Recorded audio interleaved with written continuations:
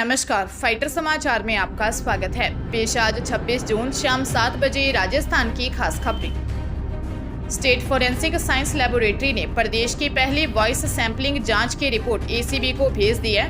नशीली दवाओं की जांच के मामले में 16 जनवरी 2023 को गिरफ्तार अजमेर जिले की एसओजी की तत्कालीन एएसपी दिव्या मित्तल के वॉइस सैंपल का मिलान किया गया है। ऑडियो ऑथेंटिकेशन उपकरण से आई रिपोर्ट में पुष्टि हुई है कि रिकॉर्डिंग में किसी तरह की एडिटिंग नहीं की गई है। एसीबी की माने तो दिव्या मित्तल केस में ऑडियो की पुष्टि से एसीबी का पक्ष और मजबूत होगा। कोर्ट में यही सबसे बड़ा सबूत होगा। दरअसल अजमेर पुलिस ने कोरोना काल में करीब 11 करोड़ की नशीली दवाइयां जब्त की थी। इसकी जांच पुलिस से बदलकर अजमेर एसओजी चौकी प्रभारी दिव्या मित्तल को सौंपी गई थी। आरोप है कि केस से नाम हटवाने के बदले हरिद्वार की दवा कंपनी के मालिक से 2 करोड़ रुपए की घूस मांगी जा रही थी। गिरफ्तारी के बाद दिव्या मित्तल को 10 अप्रैल को जमानत मिल गई थी। प्रदेश में विधानसभा चुनाव के बीच मुख्यमंत्री अशोक गहलोत सभी जातियों को खुश करने की कवायद में जुटे हुए हैं।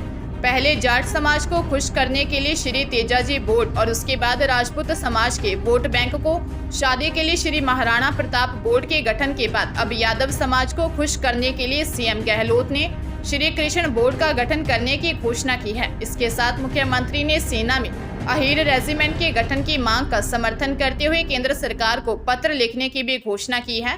इसी मांग को लेकर यादव समाज के प्रतिनिधि मंडल ने मुख्यमंत्री अशोक गहलोत से उनके आवास पर मुलाकात की। सीएम गहलोत ने कहा कि आज ही मैं गोविंद देव जी के मंदिर जाकर आया हूं और आज ही श्री कृष्ण बोर्ड के गठन की घोषणा करता हूं। हनुमानगढ़ जंक्शन पुलिस ने हनी ट्रैप के मामले में रंगे हाथों पैसे लेते हुए 3 महिलाओं और एक युवक को गिरफ्तार किया है। आरोपियों में से एक महिला ने उसे स्वयं के बीमार होने का कहकर बुलाया और 2 महिला व एक युवक को मौके पर बुलाकर रेप का झूठा मुकदमा दर्ज करवाने की धमकी देकर 70,000 रुपए ऐंठ लिए। इसके बाद भी रुपए मांगने पर पुलिस ने पीड़ित को साथ लेकर हनी ट्रैप गैंग की बताई जगह पर रुपए देने गए और मौके पर रुपए लेते हनी ट्रैप गैंग की 3 महिलाओं और एक युवक को गिरफ्तार कर लिया। जंक्शन पुलिस के अनुसार 23 जून को पीड़ित ने हनुमानगढ़ जंक्शन थाने में मामला दर्ज करवाया था। पूछताछ में इनकी पहचान 23 वर्षीय कृष्णलाल उर्फ किशनलाल सिंह मजबी सिख निवासी वार्ड 57 सुरेशिया, 26 वर्षीय सुखजीत कौर पत्नी गुरप्रीत सिंह मजबी सिख निवासी वार्ड 1 खाराचक काने वाला संगरिया, 65 वर्षीय गुरमेल कौर पत्नी कौर सिंह मजबी सिख निवासी वार्ड 57 सुरेशिया और 55 वर्षीय मूर्ति देवी नायक निवासी वार्ड 16 गांधीनगर हनुमानगढ़ के रूप में हुई। जोधपुर जिले के प्रतापनगर सदर थाना क्षेत्र में एक दुकान में 4-5 महिलाएं खरीदारी के बहाने आई। महिला दुकानदार को ड्रेस दिखाने के नाम पर बातों में उलझाया। मौका पाकर महिलाएं 15 से 20 सलवार सूट चुरा ले गई। फिलहाल पुलिस सीसीटीवी फुटेज के आधार पर इन महिलाओं की तलाश कर रही है। कई अन्य दुकानों में भी इसी तरह से चोरी के मामले सामने आ चुके हैं। दरअसल शमशान रोड पर हाथी नहर के पास फहीम अहमद की शमीम सलवार सूट नाम से दुकान है। 5 महिलाएं यहां खरीदारी के लिए आई थी। महिलाओं ने बातों में उलझाकर 15 से 20 सलवार सूट चुरा लिए। सीसीटीवी फुटेज में चोरी करने वाली महिलाओं की हरकत सामने आ गई। फिलहाल पुलिस इन चोर महिलाओं की गैंग को गिरफ्तार करने का प्रयास कर रही है। राजधानी जयपुर की कानोता का थाना पुलिस ने एक युवती की शिकायत पर एक युवक के खिलाफ दुष्कर्म, अपहरण, मारपीट, धमकाने का मामला दर्ज किया है। पुलिस ने बताया कि सोनिया विहार में रहने वाली 20 वर्षीय एक युवती ने पिंटू योगी नाम के एक युवक के खिलाफ दुष्कर्म करने, वीडियो वायरल करने, बार बार धमकाने और मारपीट करने का आरोप लगाया है। यही नहीं, आरोपी के द्वारा उसे उसके दोस्त के सामने छेड़छाड़ करने और उसके बाद आरोपी के दोस्तों के द्वारा युवती के साथ छेड़छाड़ करने के आरोप लगाए हैं। युवती की हाल ही में शादी तय हुई, जिसके बाद युवती की सगाई हो गई। जिसकी जानकारी मिलने पर आरोपी ने पहले युवती के साथ मारपीट की, फिर उसका अपहरण करके ले गया। आरोपी ने उसे एक अनजान जगह पर बंधक बनाकर रखा और उसके साथ जबरन शारीरिक संबंध बनाए।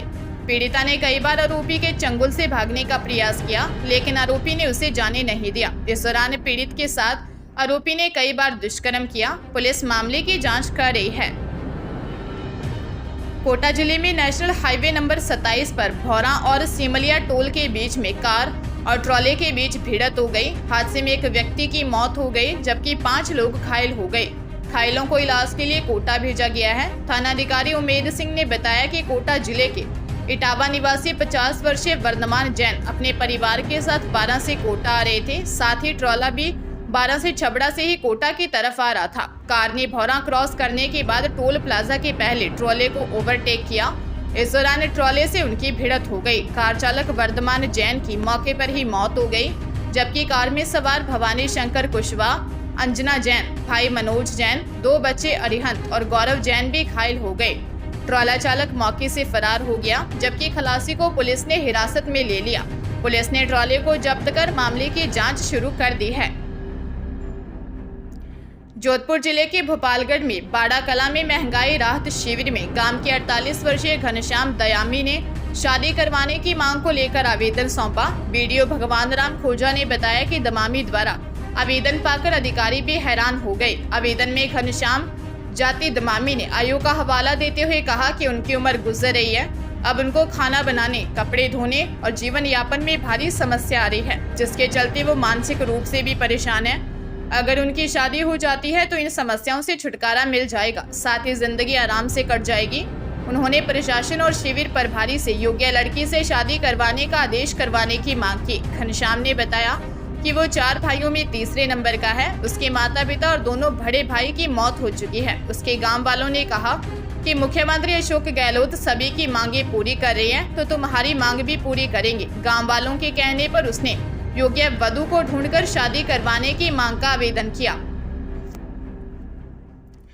डूंगरपुर जिले के 84 थाना पुलिस ने पोहरी खातूरात अस्पताल के पास पथराव में 2 साल के मासूम की मौत के मामले में 3 आरोपियों 21 वर्षीय रामलाल कोटेड़, 29 वर्षीय धनराज रौत और 19 वर्षीय हरीश कोटेड़ को गिरफ्तार कर लिया है। तीनों ही जयपुर के रहने वाले हैं। आरोपियों ने लूटपाट की नियत से पथराव किया था। पुलिस पूछताछ में आरोपियों ने वारदात कबूल कर ली है। एसपी कुंदन कंवरिया ने बताया कि 23 जून को मांडवा नवाघरा निवासी विक्रम परमार ने दर्ज रिपोर्ट में बताया कि उसकी पत्नी शिल्पा के भाई की शादी होने की वजह से बारात में गए थे। शादी के बाद विक्रम, पत्नी शिल्पा और 2 साल का इकलौता बेटा वरुण तीनों ही बाइक पर वापस आ रहे थे।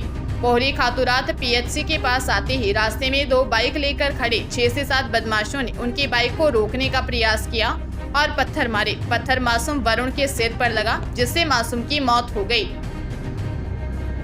पाली जिले में रसोई में और घर के कामकाज में बिजी रहने वाली महिलाएं मैदान में चौके छक्के लगाती नजर आई। मौका था गुरु पूर्णिमा महोत्सव को लेकर सिखवाल ब्राह्मण समाज में आयोजित की गई महिला क्रिकेट प्रतियोगिता का, जिसे देखने बड़ी संख्या में समाज बंधु भी मौजूद रहे। मीडिया प्रभारी पवन पांडे ने बताया कि प्रतियोगिता में 6 टीमों ने भाग लिया, जिसमें 15 से 50 वर्ष की उम्र तक की महिलाओं ने हिस्सा लिया। प्रत्येक मैच 8-8 ओवर का रखा गया। टीम में 6-6 खिलाड़ी थे। प्रतियोगिता का फाइनल मैच विजय व्यास और रेखा व्यास की टीम के बीच खेला गया। विजय व्यास की टीम ने पहले बैटिंग करते हुए 167 रन बनाए। लक्ष्य का पीछा करने उतरी रेखा व्यास की टीम 72 रन ही बना सकी। फाइनल मैच विजय व्यास की टीम ने जीत लिया, जिसमें मीनाक्षी नगला ने 98 रन की नाबाद पारी खेली। बारां जिले में दिन भर बादलों की आवाजाही के बाद शाम को कई जगहों पर बारिश हुई। इस दौरान छबड़ा तहसील के पटपड़ी गांव में खेत पर काम कर रहे 2 चचेरे भाइयों पर बिजली गिर गई, जिससे दोनों भाइयों की मौके पर ही मौत हो गई। पाली थाना प्रभारी प्रहलाद ने बताया कि पटपड़ी निवासी 40 वर्षीय हरिराम गुजर और उसका चचेरा भाई 32 वर्षीय कमल खेत में काम करने के लिए गए थे। इस दौरान हरिराम का दामाद अरविंद, बेटे कन्हैया और नवल किशोर भी खेत पर ट्रैक्टर से बुवाई कर रहे थे। इस दौरान हरिराम और कमल ट्रैक्टर में बीज रखवाने के बाद खेत की बाड़ पर खड़े हो गए थे। इस दौरान तेज गर्जना के साथ दोनों पर बिजली गिर गई और दोनों की मौत हो गई।